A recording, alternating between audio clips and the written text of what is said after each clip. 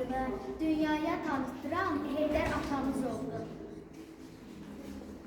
Ulu Öndər xalq atası, zirvələrdə şəfəq səsi, tarix yazdı adı ilə Azərbaycanın nəfəsi.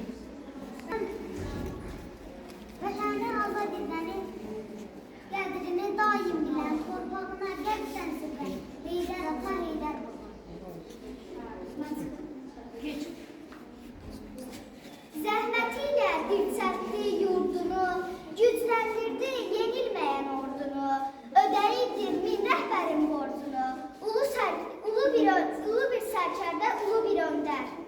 Gəlişinlə qurtulubdur bu vətən, sən oldun bu xalqa ümid və güvən, sən oldun dar gündə köməyə yetər, ulu bir sərkərdə, ulu bir öndər.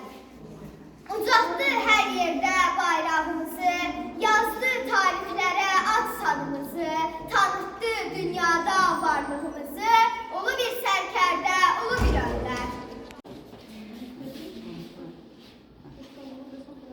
Düşmənlərin sözü ilə böyük zərbələr vurdu. Elm verdi gəncliyə, getirdi kamilliyə.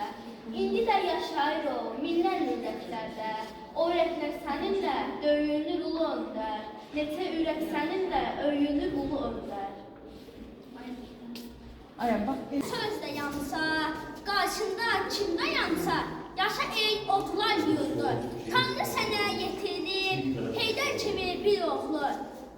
Keşiyində dayanıb, basılmaz iki doldur. Damarında türk qanı axan Heydər özüdür. Bütün türk dünyasında Atatürklər özüdür.